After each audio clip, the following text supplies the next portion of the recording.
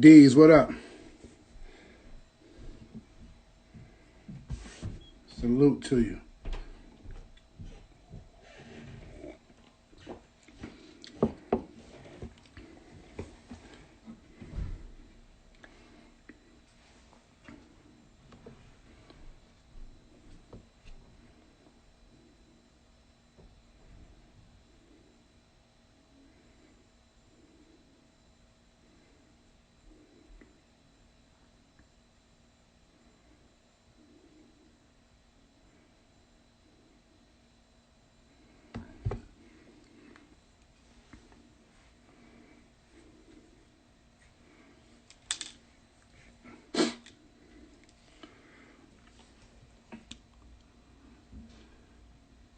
Mama, I sound clear?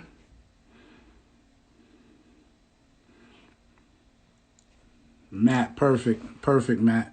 I'll take care of the rest.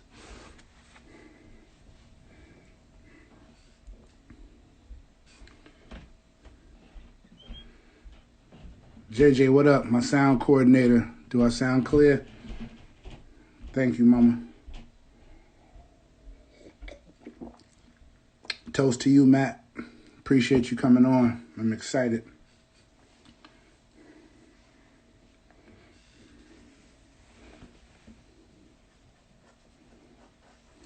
All right, cool. Matt, give me a thumbs up if you can hear me.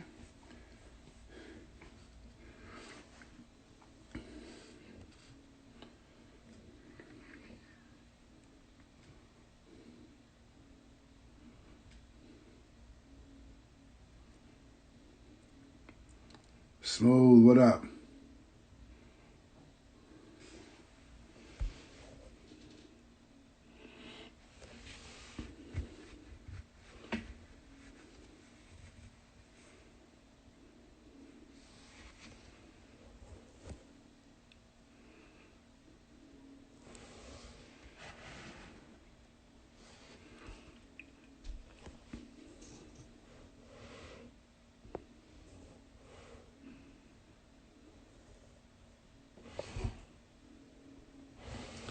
Welcome to Epic, about all things relevant to the game I love. I am your host, Terrell Dozier, and my guest tonight, very special guest, one of Long Island's finest, former UNC Tar Heel great, Mr. Matt Doherty.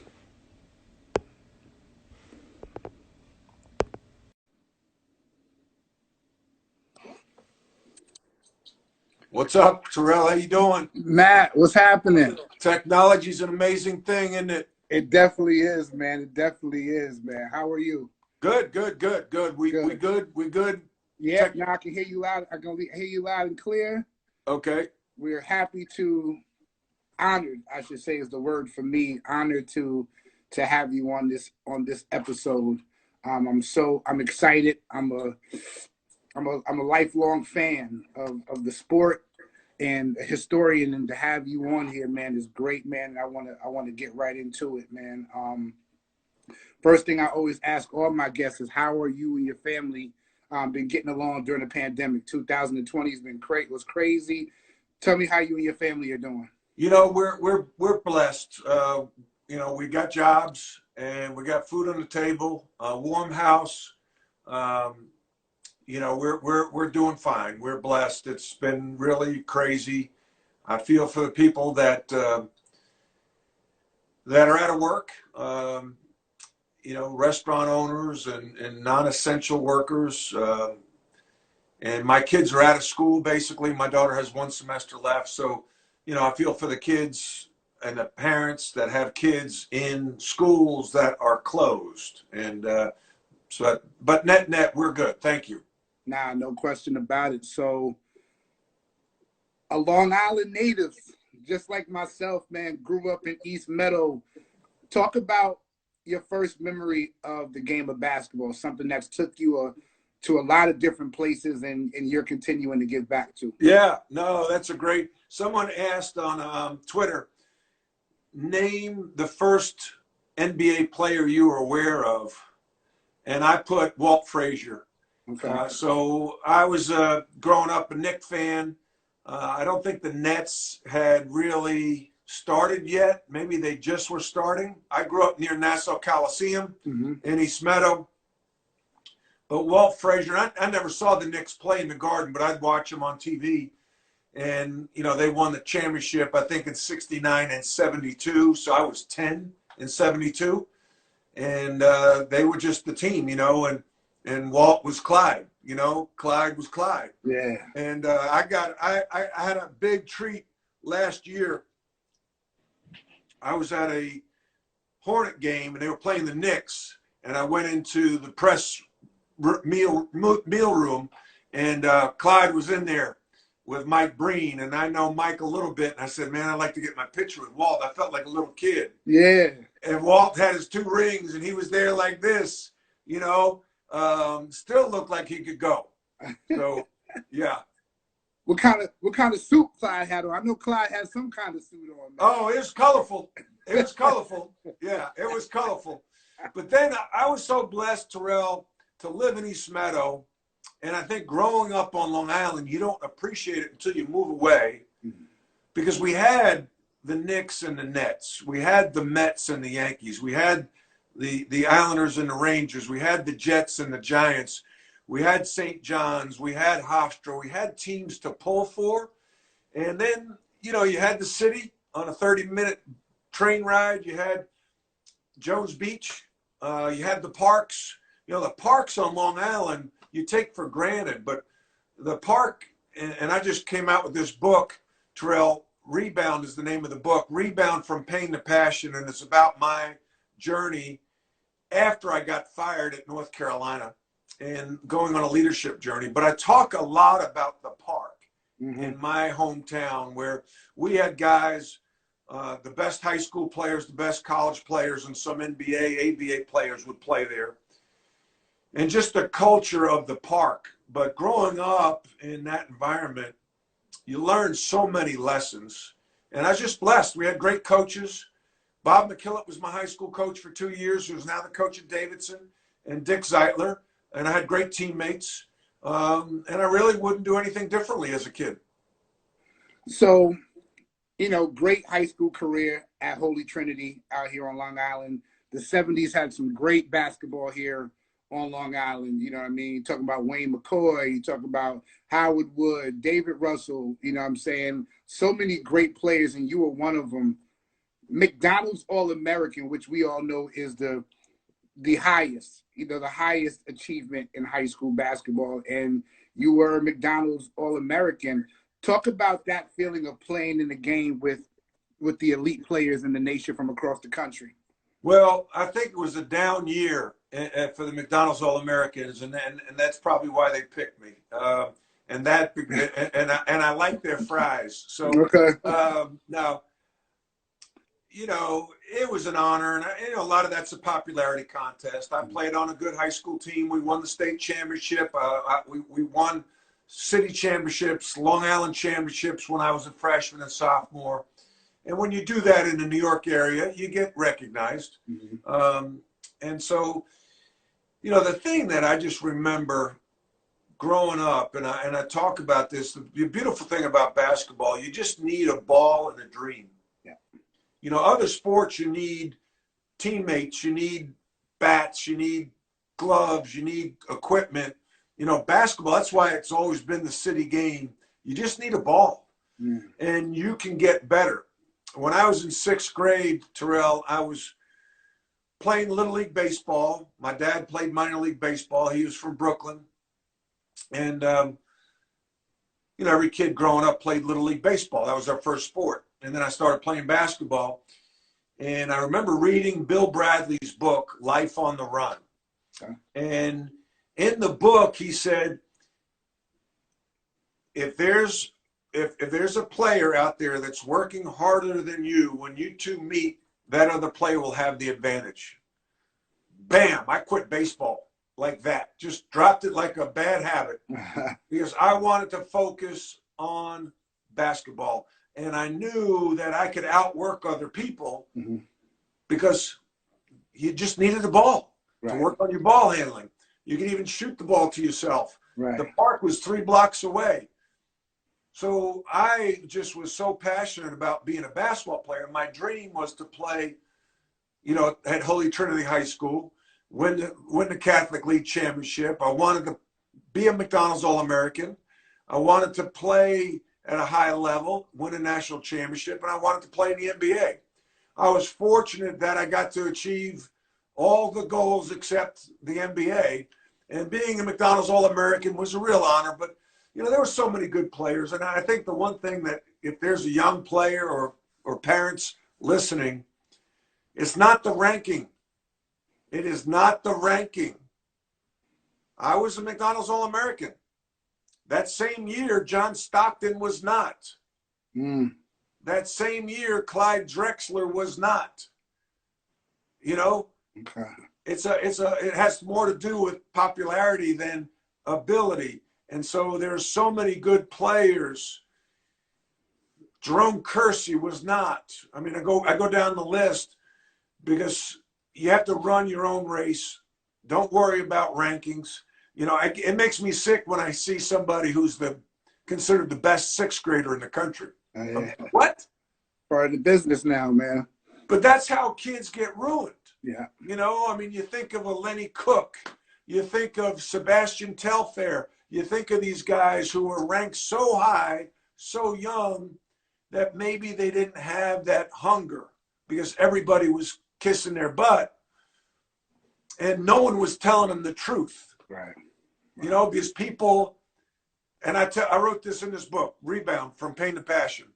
I'm big on truth tellers. We need to have truth tellers in our lives. People that tell us that, hey, you're not that good. You're not. You need to work on your shot, Sebastian. Sebastian, you're only 6 foot tall, man. Lenny, you need to get in school and get your grades right. You need to stop hanging out with these guys. Right. So you need truth tellers in your life, and your true friends will tell you the truth. Absolutely, no question about it. So we talked about playing with Bob McKillop, legendary coach at Davidson, one of the all-time greats. And then you say, I'm going to go play college basketball for another great coach, and the legendary Dean Smith. Talk about the first time you spoke with Dean Smith. Wow. Well, first of all, I'll go back to the coaches, at Gus Alfieri's All-American camp, Reverend Vischer's camp, the Coleman brothers at St. Raphael's, Bob McKillop, Dick Zeitler, the guys in the park. Dr. J spoke at the Gus Alfieri All-American camp I was in 4th grade, so I would have been 10. So I would have been, that's 3 years. So like 1973, 74. Dr. J spoke at that camp. And Dr. J may be the best dunker of all time, right? What did Dr. J talk about at camp? Pivoting. He talked about pivoting. Pivoting. The best dunker of all time, one of the best players of all time, talked about pivoting at camp. And I remember as a youngster, I used to go out and sit on the front row because when a clinician asked for volunteers, I was out. And so we stood there and did these basic pivoting drills, on your left foot, on your right foot, reverse pivot, front pivot. And I taught pivoting to every team I coached and just used those drills. And would talk about Dr. J and Gus Alfieri's camp. So it was those fundamentals. And then, Bob was the same way at Holy Trinity. And then Dick Zeitler, who played for Jack Kern at Malloy.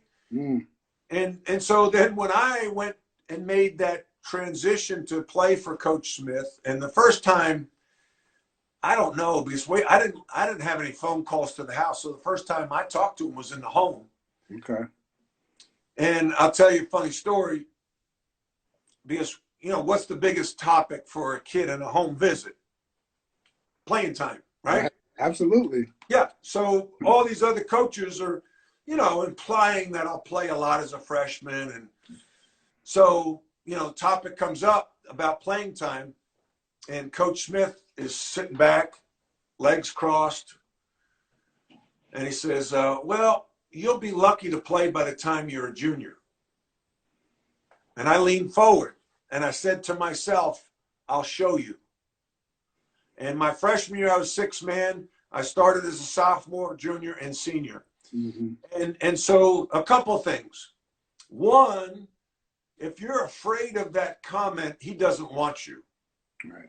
Because he wants competitive players. Mm-hmm. Two, he's not going to promise you anything because that would be disrespectful to the players he already has in the program. Right. Heck, the front cover of Sports Illustrated. Michael Jordan didn't even make the front cover because he was a freshman. He wouldn't put a freshman on the front cover. He hadn't played a game yet. Remember that cover. So, then you do the flip side, you see Felipe Lopez. All right? Felipe goes to St. John's on the front cover before his first game. You talk about pressure on that young man. Yeah. I tried to recruit Felipe to Kansas. Yeah.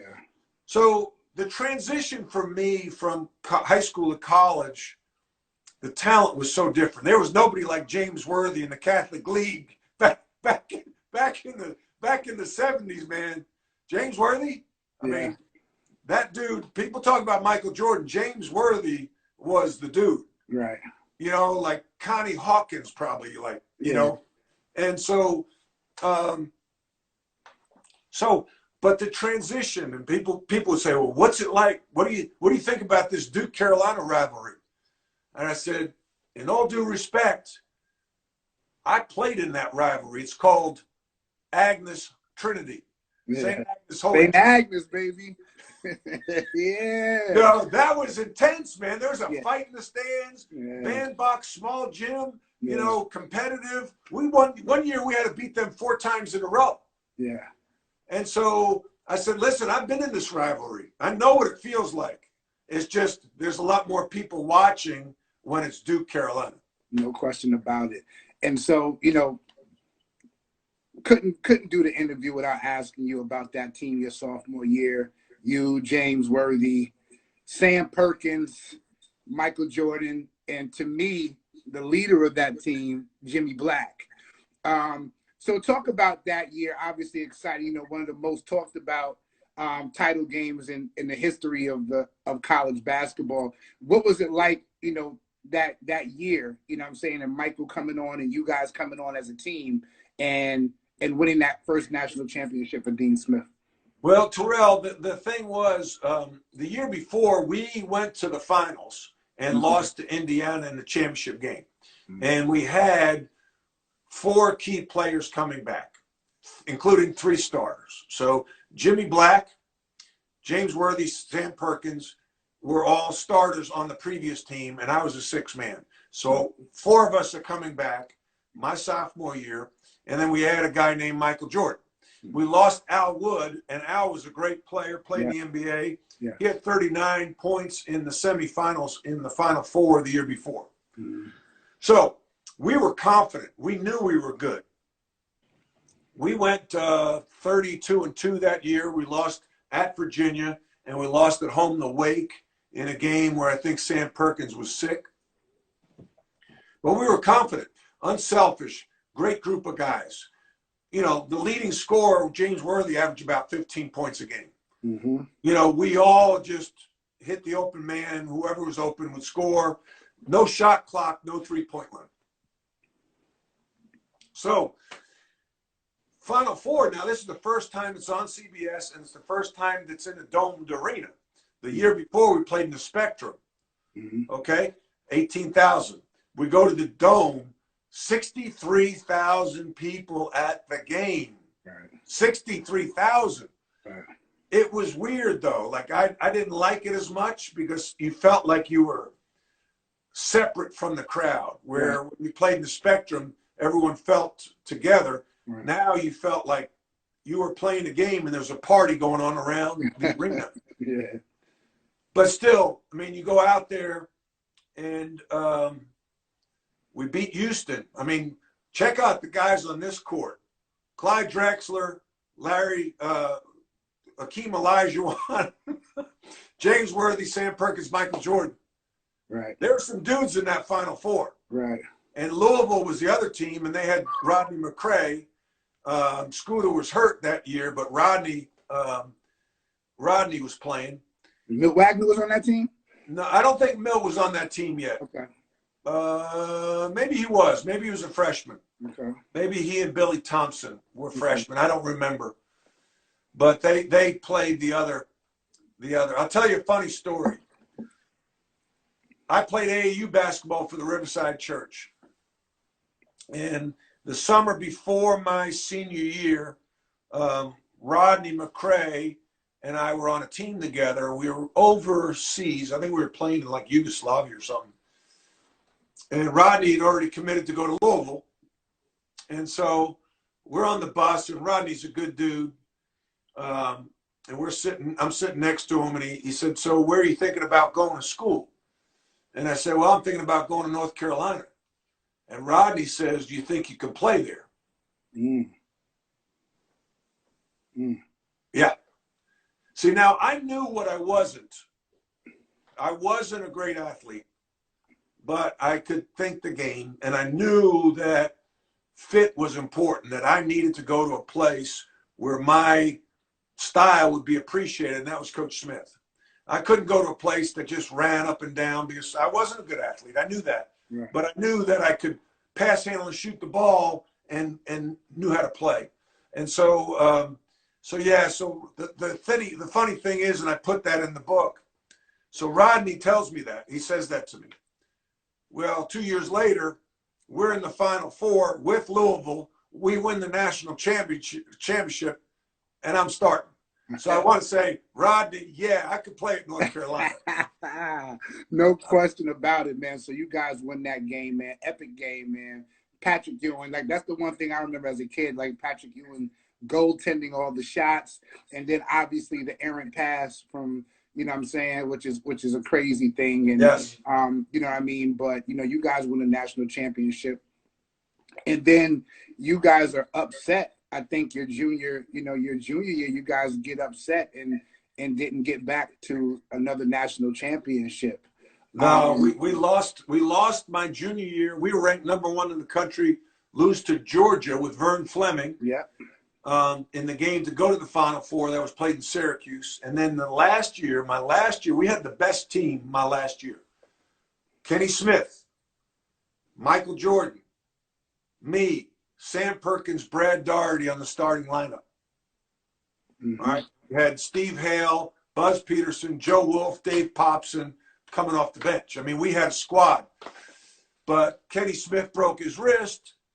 Brad Doherty dislocated some fingers. Mm-hmm. We just weren't right at the end, and heartbreaking loss to a bad Indiana team. Yeah. And that was my last game. Jeez.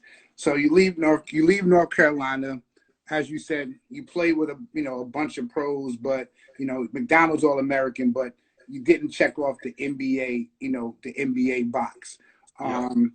You went on to be a coach, you know what I'm saying? Right. And, you started as an assistant and you got back with your high school coach down at Davidson.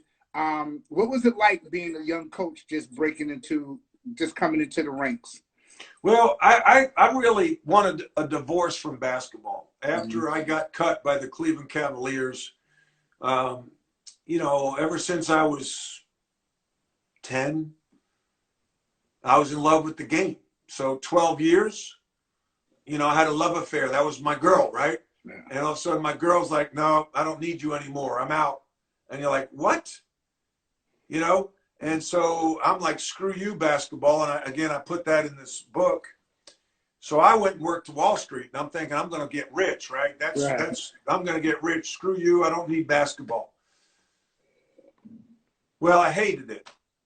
And I missed basketball. So I quit my job, moved to North Carolina. I thought I was going to get in the real estate business, but I started coaching an AAU team. So I was an AAU coach. Mm. And I coached Jeff McGinnis, who played in the NBA for a while. He was an 8th grader. Okay. And as soon as I started coaching, I fell in love with it because it was something I knew, something I'm passionate about. I love to teach and coach, and I love the competition. I loved the chess match of the game. And then Bob hired me at Davidson, and I was there 3 years. I went and worked for Kansas, for Roy Williams for 7. Then I was the head coach at Notre Dame for a year, and then I went to Chapel Hill for 3. Absolutely.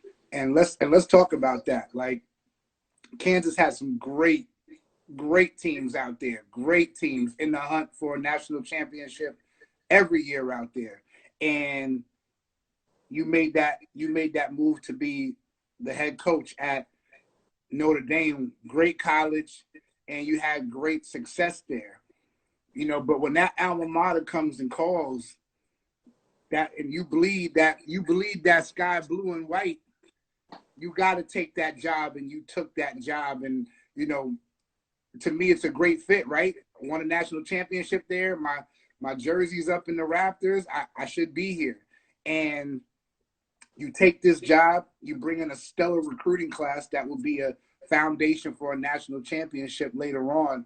But talk about that, right? Because that was a turning point in your coaching career, and who you were as a player didn't equal, you know, it didn't equate to success when you were a coach. Well, yeah, it's so much of it is timing and situations. We all thought Roy Williams was going to take the job, and he decided to stay in Kansas. He had 2 really good teams, back-to-back Final Fours, with players that I helped recruit: Nick Collison, Drew Gooden, Kirk Heinrich, and then, you know, Michael Jordan. Coach Smith got Michael Jordan involved, and Michael called me and said, you know, if you don't take this coaching job at North Carolina, Coach Smith's probably going to go outside the family and hire Rick Majerus. And I said, right then, I'm like, nope, you know, that ain't happening. I said, you can't hire somebody from outside the family when you have capable hands that can coach. And I said, so I took it. And I told the AD my first year will be good, my second year will be rebuilding, will be bad, my third year will be rebuilding. And that's what happened. But it was the political stuff, Terrell, that I didn't get a handle on. You know, I go from Notre Dame, where they embraced change, to North Carolina, where they had won for almost 40 years and they didn't want change. Right. And even though I played there, I represented change. So the things that I did, I call them stepping on landmines. I stepped on some landmines. I brought my staff with me because I wanted to show them loyalty. It was July. I got the job July 11th. People forget about that. Right. Most times people get jobs in March or April. So I got it in July. Well, what's the most important thing in July for a college basketball coach? Right, that's the July period, yeah. Yeah, so I'm out recruiting. And I didn't want my assistants at Notre Dame to be out of a job because it would be tough to get another job in November. So I said to the AD, I need to bring my staff with me. And he's like, okay. Well, what I should have done is worked out a way to retain the previous staff and bring my staff with me.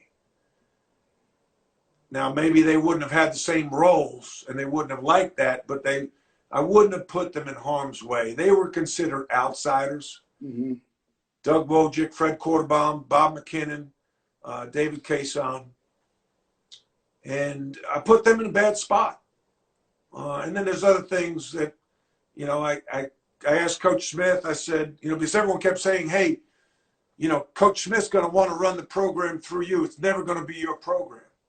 So I asked Coach Smith, I said, hey, you know, well, he actually offered, he said, it'll be your program. You run it how you see fit. I was just too naive. I was too inexperienced. And I didn't know how to manage up. Right. You know, I could coach. We won the ACC championship my first year, tied for the ACC regular season. We ranked #1 in the country. We beat Duke at Duke. But it was all the other stuff at a high-level program that can trip up a young coach. So when you say things on a high level, can you explain what that is? Well, it's like managing up to Coach Smith and Coach Guthridge, to the former players. Yeah. The fans who may have gotten slighted because, they didn't have as good of tickets as they had the year before. They didn't have their parking pass. I changed the physical layout of the office because it was kind of outdated. I put up a picture of Michael Jordan in the lobby because there was no pictures of Michael Jordan in the lobby. And I put up a picture of him hitting the game-winning shot against Georgetown. Well, there are two versions of that shot. One with our bench in the background and one with me in the background. Now, I wanted the one with me in the background so recruits could see that I played with Michael Jordan. Okay. And then people were saying, oh, he's taking pictures down in the office and putting up pictures of himself. Yeah, I'll show you the picture I'm talking about. Okay, look at this picture. Okay, this is the picture that I was accused of putting myself up. That one right there. Okay. Yeah, you see me at the foul line? Yeah. Yeah. That's the picture I'm getting accused of. He's putting pictures up of himself. So they thought you were all about you, and Carolina was always about team, which you are. Right. And so, I had to deal with that pushback, that kind of politics, and that goes to managing change, which I didn't manage great, and that's why I wrote the book, because there's so many lessons that you can learn in managing change. There we go. All right, I'm back. Okay. So that's what I wrote the book, because there were so many little lessons, so many landmines, Terrell, that I stepped on, that had I done it again, I wouldn't have made so many drastic changes so fast. Right. But that just comes with growth, though, right? And like you said, it comes with timing and everything like that. So, yeah. So talk about the end at North Carolina. It wasn't the smoothest transition out, but talk about the end and how the ending made you feel personally. Oh, it hurt. It hurt. I mean, they we lose a game. I asked the AD to meet with our team, because every year there's always some kind of fallout where young players are talking about transferring. And so he met with the team, and then the next day I called him and I said, how'd it go? And he said, well, not so well. I'm like, what do you mean not so well? And he said, there's some players thinking about transferring. And I said, yeah, I know. I said, there's players that think about transferring every year, especially freshmen. Right. Heck, someone told me there's over 1,000 transfers in the portal. Right? Yeah. So, kids are going to talk about transferring. They're not going to be happy. It's the first time they've ever been told no. It's hard. We didn't make the NCAA tournament because Sean May broke his foot. We started off the season great. We beat Kansas in the Garden. We won the preseason NIT. We were ranked 12th in the country. Sean breaks his foot, and we don't make the NCAA tournament. We still had a winning season. We were like 19-16. So they forced me to resign, and it was a feeling of betrayal.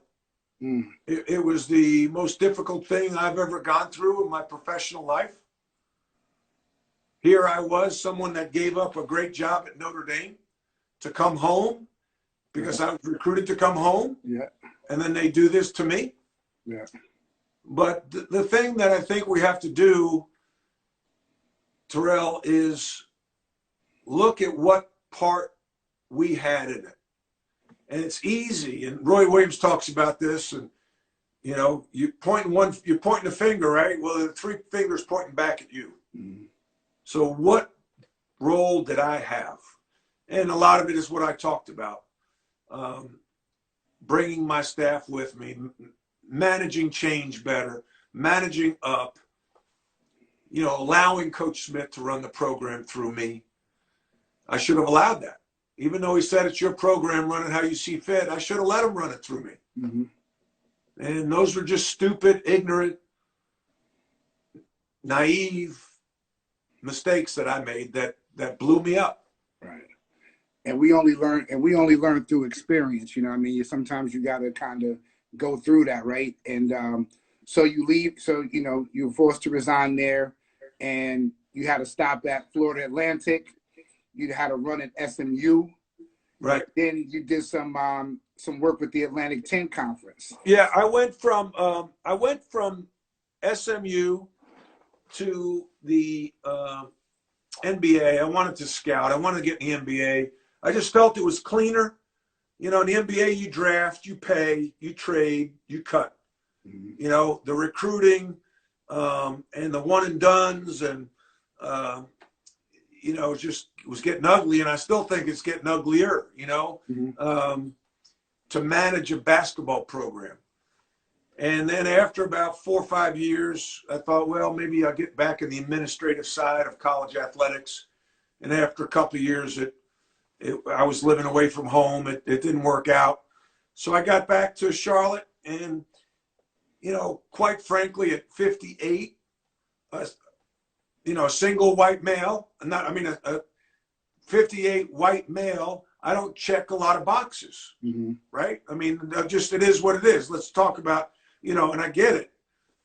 So I want to be an assistant for somebody, and, it's so volatile that at 58, I'm somebody's assistant, and in 3 years they get fired, so I'm 61, and then what do I do?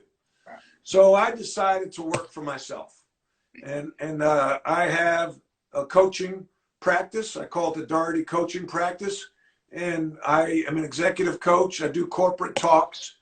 I also do some radio. I do some ESPN, and I have a little sales entity on the side. I just want to be able to control my destiny, and don't want to give my career to someone else who just one day says, you know what, we're done. And the executive coaching is something I can do for the rest of my life. Nah, beautiful, beautiful. So, rebound from pain to passion. Talk about where the idea for you to write a book came from, because that's not an easy thing to do. No, it's not. It's not. It's a lot of work. But I thought about writing. People would say you should write a book. You should write a book. And when I left North Carolina, I didn't want to write like a tell-all book. I didn't want to write like a bitter book. I wanted to just, but I wanted to put notes to paper just to let it out, because anger turned inward leads to depression. So you need to release that, Terrell. So I would make notes. I'd start playing with the book. And then I started doing the corporate talks last year. And after a talk, people say, well, do you have a book? I'm like, no. And they're like, well, you should have a book. So I started to think more of it, and I had a better frame of mind. And I had some friends that, were truth tellers to me and said, yeah, you should write a book. And one had written a book, so I went ahead and did it. It's a big project. I think I started it in like June, formally. And so I'm doing the audio version now. It's on Amazon. And I just got the case of them yesterday. I got 5 cases yesterday. And and the foreword is written by Michael Jordan. Okay. I have some great endorsers: Charles Barkley, Jay Billis, Jim Nance, Dick Vitale, Roy Williams. And I really wanted the book to help people, because we all lead. I don't care if you're just a dad or a mom. You lead your household. At work. I don't care if you don't have to be the boss to be a leader in your job. Mm-hmm. At your church, in your community, on your block. So I wanted to put that out there, and really what's been good for me, it's been very therapeutic. It's been good to put it out there. And if I can help one person, if there's one person that reads the book and says, wow, I went through something similar to that, or wow, I'm taking a new job, I need some advice because I don't want to step on the same landmines Matt did. No, I like the sound of that. So when people read the book, is that the biggest takeaway that you want them to take from it, is learn from me, or are there other lessons that you can take from the book? Well, I think a couple things. Learn from me, embrace failure. You're going to fail. Yeah. How do you rebound from adversity? Right? That's what this rebounding from adversity, rebounding from failure, pain to passion, my pain of losing my job because I was considered a bad leader, to my passion to become a better leader. So I went on this leadership journey, and I'm sitting there, Terrell, in these classrooms, and I'm saying to myself, God, if I would have learned these lessons before I was a head coach, I'd be a better head. I might still be the head coach of North Carolina. And the other thing that hit me is leadership is the most important topic. I don't care whether you're talking about a hospital, a sports team, a city, a state, whatever you're talking about. Everything rises and falls on leadership. That's the bottom line. And so it's the most important topic, but yet it's the least taught in formal education. I don't know many people that take a leadership class. And oh, by the way, a class doesn't do it, because it's like being a basketball player. Somebody takes you to a clinic to learn how to shoot, and then you never practice. Right. And you're supposed to go to a game and make shots under pressure? Yeah. No. Leadership has to be practiced. And that's why I sound like Allen Iverson, right? Talking about practice.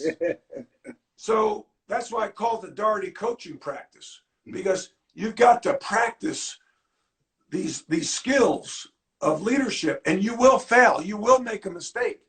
Just like, hell, LeBron James shot an air ball last night from the foul line. Golfers hit bad shots, but you got to practice. Okay. And when you make a mistake, you got to own it and move on from it. No doubt. And so the name of the book is Rebound from Pain to Passion. Where can we get the book? Amazon.com. Amazon.com. Yes, sir. Okay. And when is it set for release? It'll release March 5th. The Kindle version you can get right now. Okay. And then the audio hopefully will be ready March 5th. But yeah, you can go right now to Amazon or Barnes & Noble and pre-order it. There's Amazon had almost 2,000 pre-orders. We had to do another print of the book. Nice. So, that's great. Yeah, that's great. Yeah.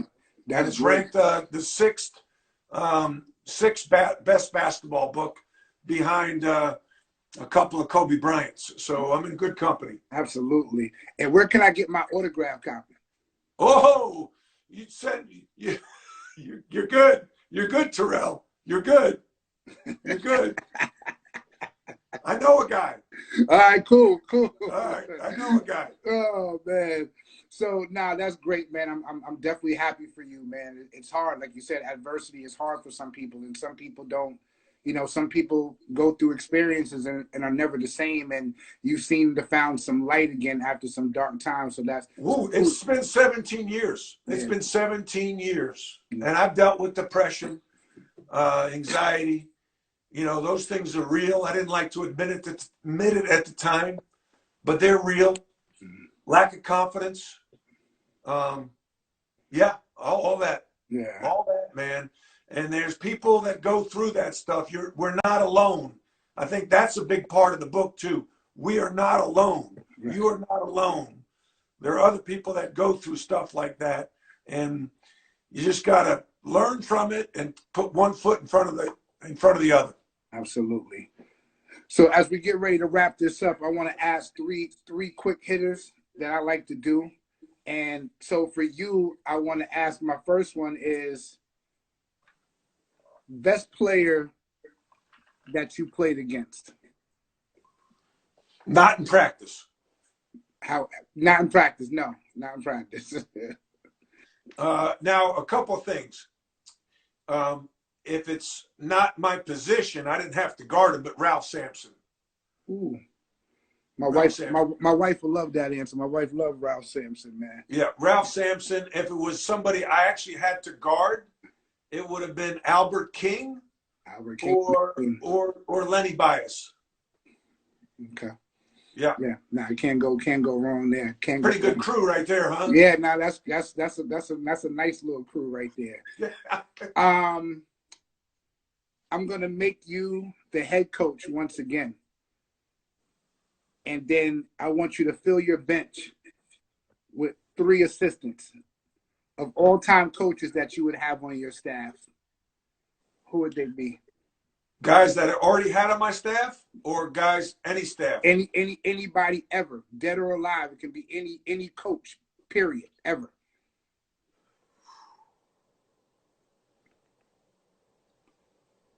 Oh, man. I'd probably have Eddie Fogler on my staff. Okay.